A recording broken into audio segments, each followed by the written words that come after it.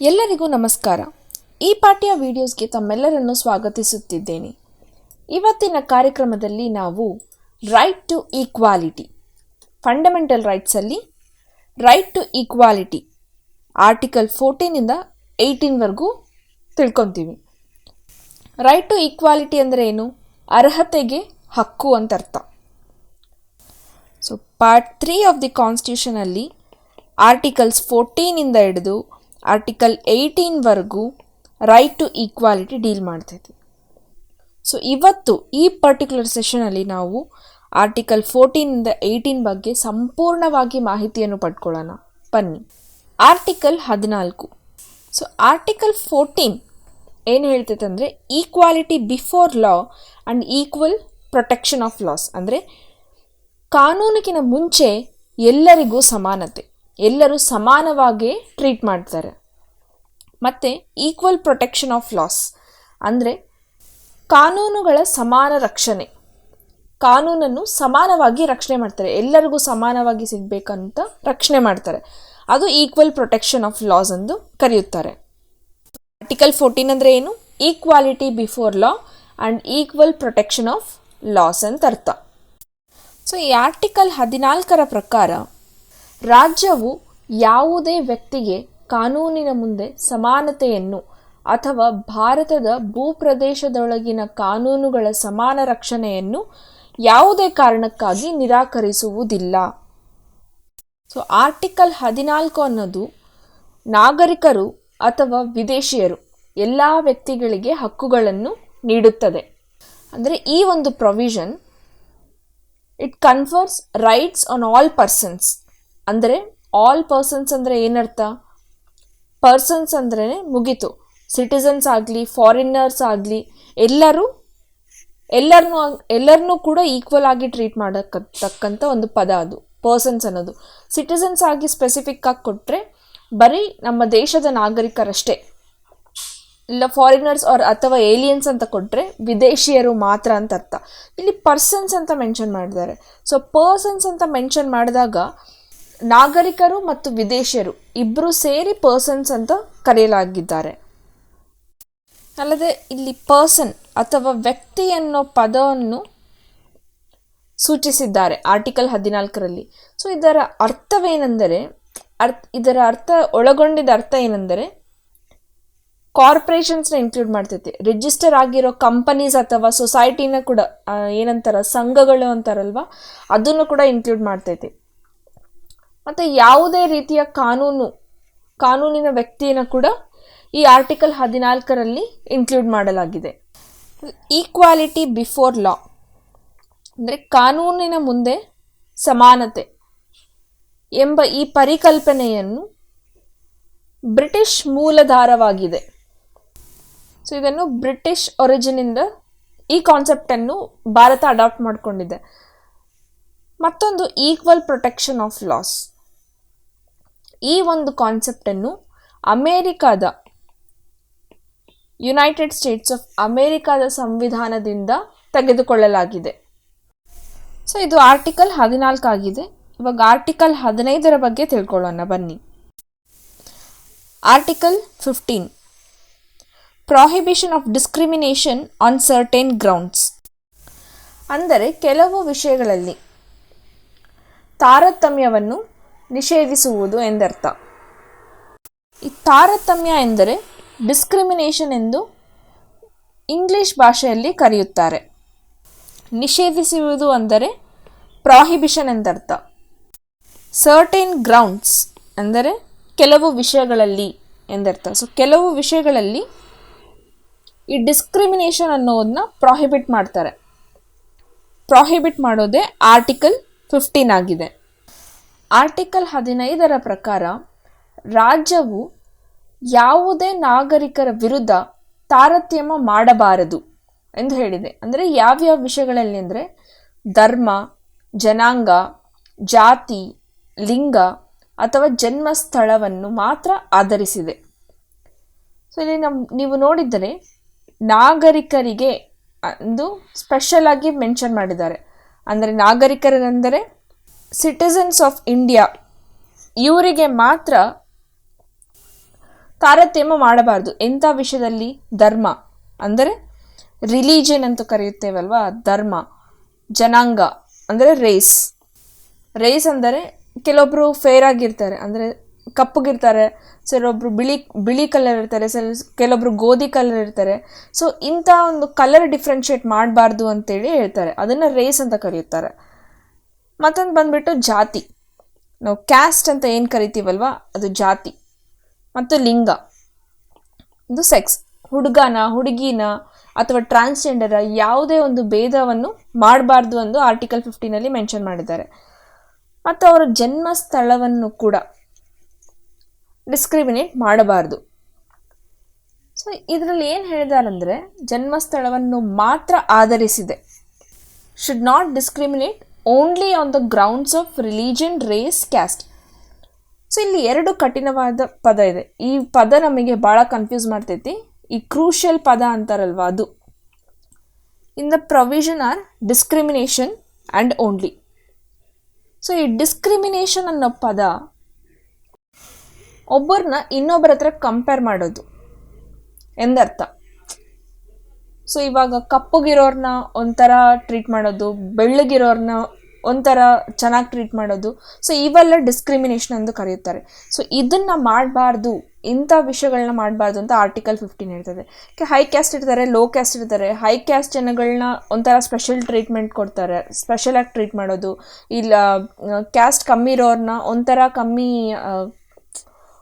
ಮನೆಗೆ ಬಿಟ್ಕೊಳ್ಳಾರ್ದಂಗ, public tabs use ಮಾಡ್ಲಾರ್ದಂಗ ಅವಾಗಿನ ಕಾಲದಲ್ಲಿತ್ತು, ಇವಾಗಿಲ್ಲ. ಸೊ ಆ ಥರ ಎಲ್ಲ ಮಾಡಬಾರ್ದು ಅಂತೇಳಿ ಆರ್ಟಿಕಲ್ 15 ಸ್ಪಷ್ಟವಾಗಿ ಹೇಳಿದ್ದಾರೆ. ಸೊ ಅದು ಈ ಡಿಸ್ಕ್ರಿಮಿನೇಷನ್ ಅನ್ನೋ ಪದಕ್ಕೆ ಅರ್ಥವಾಗಿದೆ. ಸೊ ಇದರಲ್ಲಿ ಏನಂದರೆ, ಓನ್ಲಿ ಮಾತ್ರ ಅಂದರೆ ಕ್ಯಾಸ್ಟ್, ರಿಲಿಜನ್, ರೇಸ್ ಈ ವಿಷಯಗಳಲ್ಲಿ ಮಾತ್ರ ಡಿಸ್ಕ್ರಿಮಿನೇಟ್ ಮಾಡಬಾರ್ದು ಅಂತ ಹೇಳಿದ್ದಾರೆ. ಸೊ ಅಂದರೆ ಅದಕ್ಕೆ ಅರ್ಥವೇನು? ಬೇರೆ ವಿಷಯಗಳಲ್ಲಿ ಡಿಸ್ಕ್ರಿಮಿನೇಟ್ ಮಾಡ್ಬೋದು ಅಂತ ಅರ್ಥ ಅಲ್ವಾ. ಸೊ ಈ ಓನ್ಲಿ ಅನ್ನೋದು ಕೂಡ ಒಂದು ಕ್ರೂಷಿಯಲ್ ಆದ ಒಂದು ಪದ ಇದರಲ್ಲಿ. ಸೊ ಈ ಮಾತ್ರ ಅನ್ನೋ ಪದದ ಬಳಕೆಯನ್ನು ಸೂಚಿಸುತ್ತದೆ. ಇದರ ಆಧಾರದ ಮೇಲೆ ತಾರತಮ್ಯವನ್ನು ನಿಷೇಧಿಸುವುದಿಲ್ಲ. ಅಂದರೆ ರಿಲಿಜಿಯನ್, ರೇಸ್, ಕ್ಯಾಸ್ಟ್, ಸೆಕ್ಸ್ ಮತ್ತು ಪ್ಲೇಸ್ ಆಫ್ ಬರ್ತ್. ಸೊ ಇದನ್ನು ಬಿಟ್ಟು ಬೇರೆ ವಿಷಯಗಳಲ್ಲಿ ಡಿಸ್ಕ್ರಿಮಿನೇಟ್ ಮಾಡ್ಬೋದು ಅನ್ನೋ ಥರ ಅರ್ಥದಲ್ಲಿ ಹೇಳಿದ್ದಾರೆ ಆರ್ಟಿಕಲ್ 15 ಅನ್ನೋದು. Article 16 equality of opportunity in public employment. ಅಂದರೆ ಸಾರ್ವಜನಿಕ ಉದ್ಯೋಗದಲ್ಲಿ ಅವಕಾಶದ ಸಮಾನತೆ ಇರಬೇಕೆಂದು ಆರ್ಟಿಕಲ್ 16 ತಿಳಿಸಲಾಗಿದೆ. ಆರ್ಟಿಕಲ್ 16 ಪ್ರಕಾರ ಎಲ್ಲ ನಾಗರಿಕರಿಗೆ ಅಂದರೆ ಸಿಟಿಸನ್ಸಿಗೆ ಮಾತ್ರ, ಇಂಡಿಯನ್ ಸಿಟಿಸನ್ಸಿಗೆ ಉದ್ಯೋಗ ಅಥವಾ ನೇಮಕಾತಿ ಇಂಥ ವಿಷಯಗಳಲ್ಲಿ ಸಮಾನತೆಯ ಅವಕಾಶವನ್ನು ಆರ್ಟಿಕಲ್ 16 ಒದಗಿಸುತ್ತದೆ. ಆರ್ಟಿಕಲ್ 15 ನಾನು ಹೇಳಿದಂಗೆ ಕೇವಲ ಧರ್ಮ, ಜನಾಂಗ, ಜಾತಿ, ಲಿಂಗ, ಮೂಲ, ಹುಟ್ಟಿದ ಸ್ಥಳ ಅಥವಾ ಇದರ ಆಧಾರದ ಮೇಲೆ ಯಾವ ರಾಜ್ಯವು ಒಬ್ಬ ವ್ಯಕ್ತಿಗೆ ಎಂಪ್ಲಾಯ್ಮೆಂಟಿಂದ, ಅವನ ಉದ್ಯೋಗದಿಂದ ಡಿಸ್ಕ್ರಿಮಿನೇಟ್ ಮಾಡಲಿಕ್ಕೆ ಸಾಧ್ಯವಿಲ್ಲ. ಸೊ ಇವ್ರು ಏನು ಹೇಳ್ತಿದ್ದಾರೆ ಅಂದರೆ, ಒಂದು ಪೊಸಿಷನ್ ಐತಿ, ಯಾವುದೋ ಒಂದು ಪೊಸಿಷನ್ ಐತೆ ಅಂದ್ಕೊಳ್ಳಿ ಒಂದು ಆಫೀಸಲ್ಲಿ.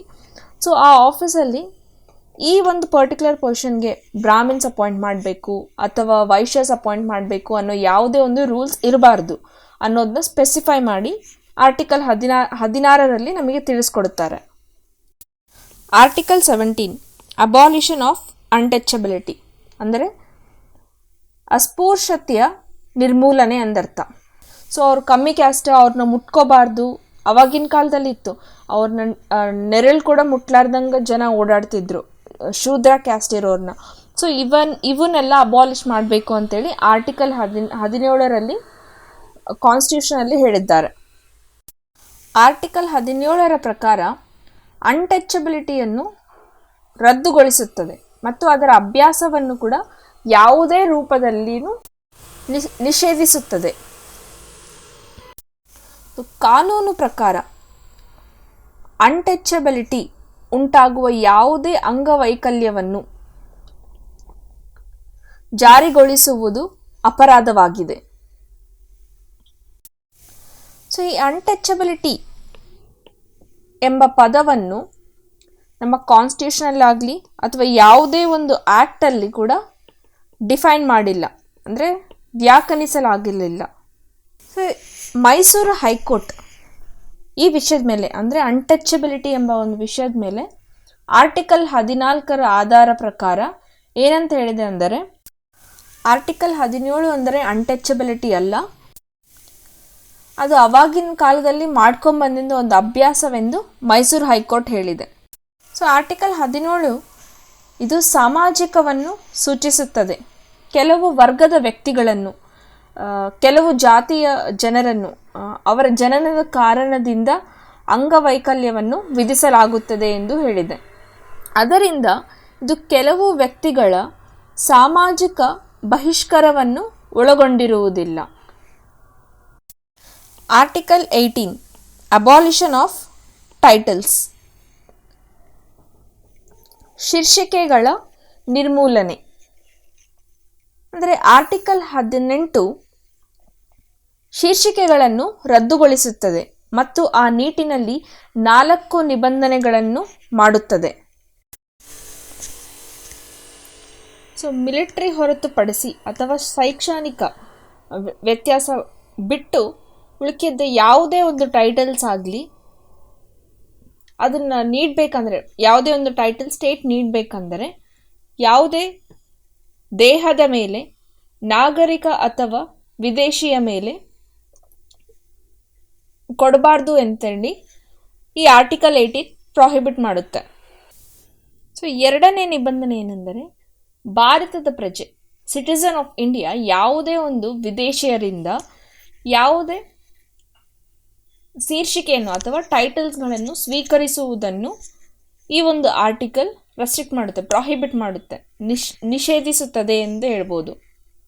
ಮೂರನೇ ನಿಬಂಧನೆ, ಸೊ ರಾಜ್ಯದ ಅಡಿಯಲ್ಲಿ ಯಾವುದೇ ಒಂದು ಫಾರಿನರ್ ಆಗಲಿ ಒಂದು ಆಫೀಸ್ ಆಫ್ ಪ್ರಾಫಿಟ್ ಅಥವಾ ಒಂದು ಟ್ರಸ್ಟನ್ನು ಇಟ್ಕೊಂಡಿದ್ರೆ ನಮ್ಮ ಸ್ಟೇಟ್ ಅಥವಾ ನಮ್ಮ ದೇಶದಲ್ಲಿ, ಆತನು ಕೂಡ ಯಾವುದೇ ಒಂದು ಟೈಟಲ್ನ ಒಂದು ಫಾರಿನ್ ಕಂಟ್ರಿಯಿಂದ ಅಕ್ಸೆಪ್ಟ್ ಮಾಡಲಿಕ್ಕೆ ಆಗಂಗಿಲ್ಲ. ಸೊ ಹಂಗೆ ಅಕ್ಸೆಪ್ಟ್ ಮಾಡಬೇಕು ಅಂದರೂ ಕೂಡ ಪ್ರೆಸಿಡೆಂಟ್ನ ಕನ್ಸೆಂಟ್ ಬೇಕಾಗುತ್ತದೆ. ಪ್ರೆಸಿಡೆಂಟ್ನ ಒಪ್ಪಿಗೆ ಇಲ್ಲಾರ್ದಂಗೆ ಆ ಟೈಟಲನ್ನು ಫಾರಿನರ್ ಕೂಡ ಭಾರತ ದೇಶದಲ್ಲಿದ್ದರೆ ಅವ್ನು ಪಡ್ಕೊಳ್ಳಿಕ್ಕೆ ಆಗೋದಿಲ್ಲ. ಕಂಡೀಷನ್ ಏನು, ಆ ಫಾರಿನರ್ಗೆ ಒಂದು ಟ್ರಸ್ಟ್ ಅಥವಾ ಏನಾದರೂ ಒಂದು ಆಫೀಸ್ ಅಥವಾ ಕಂಪನಿ ಇಲ್ಲಿ ಭಾರತದಲ್ಲಿದ್ದರೆ ಅವಾಗ ಪ್ರೆಸಿಡೆಂಟ್ ಕನ್ಸೆಂಟ್ ಅಥವಾ ಪ್ರೆಸಿಡೆಂಟ್ನ ಒಪ್ಪಿಗೆ ತಗೊಂಡಿದ ಮೇಲೆ ಆ ಒಂದು ಟೈಟಲ್ನ ಸ್ವೀಕರಿಸಲಿಕ್ಕೆ ಆಗುವುದು. ಸೊ ಯಾವುದೇ ಸಿಟಿಸನ್ ಆಗಲಿ ಅಥವಾ ಫಾರಿನರ್ ಆಗಲಿ ಆತನಿಗೆ ಏನಾದರೂ ಆಫೀಸ್ ಇಲ್ಲಿ ಭಾರತ ದೇಶದಲ್ಲಿದ್ದು ಅವನು ಯಾವುದೇ ಒಂದು ಪ್ರೆಸೆಂಟ್ ಅಂದರೆ ಗಿಫ್ಟ್ಸ್ ಅಥವಾ ಎಮೋಲ್ಯುಮೆಂಟ್ಸ್ ಅಕ್ಸೆಪ್ಟ್ ಮಾಡಲಿಕ್ಕೆ ಆಗಂಗಿಲ್ಲ. ಅದು ಕೂಡ ಪ್ರೆಸಿಡೆಂಟ್ ಕನ್ಸೆಂಟ್ ಇಲ್ಲ, ಪ್ರೆಸಿಡೆಂಟ್ ಒಪ್ಪಿಗೆ ಇಲ್ಲಾರ್ದಂಗೆ ಗಿಫ್ಟ್ಸ್ನ ಕೂಡ ಅಕ್ಸೆಪ್ಟ್ ಮಾಡಲಿಕ್ಕೆ ಆಗೋದಿಲ್ಲ. ಅದಕ್ಕಂತ ಸಣ್ಣ ಪುಟ್ಟ ಗಿಫ್ಟ್ಸ್ ಅಕ್ಸೆಪ್ಟ್ ಮಾಡಬಾರ್ದಂತ ಏನಿಲ್ಲ, ಪರ್ಟಿಕ್ಯುಲರ್ ಲಿಮಿಟ್ ಸೆಟ್ ಮಾಡಿರ್ತಾರೆ. ಆ ಲಿಮಿಟಿಗೆ ದಾಟಿದಷ್ಟು ಯಾವುದೇ ಒಂದು ಗಿಫ್ಟ್ಸ್ನ ಪಡ್ಕೋಬೇಕು ಅಂದರೆ ಪ್ರೆಸಿಡೆಂಟ್ ಒಪ್ಪಿಗೆ ಬೇಕಾಗ್ತೈತಿ. ಸೊ ಇದು ಆರ್ಟಿಕಲ್ 18 ಆಗಿದೆ. ಸೊ ಇವತ್ತಿನ ಕಾರ್ಯಕ್ರಮದಲ್ಲಿ ನಾವು ರೈಟ್ ಟು ಈಕ್ವಾಲಿಟಿ ಆರ್ಟಿಕಲ್ 14ರಿಂದ 18ವರೆಗೆ ಸಂಪೂರ್ಣವಾಗಿ ತಿಳ್ಕೊಂಡಿವಿ. ಇದನ್ನೆಲ್ಲ ಮತ್ತೆ ರಿವೈಸ್ ಮಾಡ್ತಾ ಇರಿ. ಮುಂದಿನ ಕಾರ್ಯಕ್ರಮದಲ್ಲಿ ನಾವು ಮತ್ತೊಂದು ಟಾಪಿಕ್ ಆರ್ಟಿಕಲ್ 19ರಿಂದ 22ವರೆಗೆ ತಿಳ್ಕೊಳ್ಳೋಣ, ಅಂದರೆ ರೈಟ್ ಟು ಫ್ರೀಡಮ್. ಈ ಟಾಪಿಕ್ ಬಗ್ಗೆ ಮುಂದಿನ ಕಾರ್ಯಕ್ರಮದಲ್ಲಿ ತಿಳ್ಕೊಳ್ಳೋಣ. ಧನ್ಯವಾದಗಳು.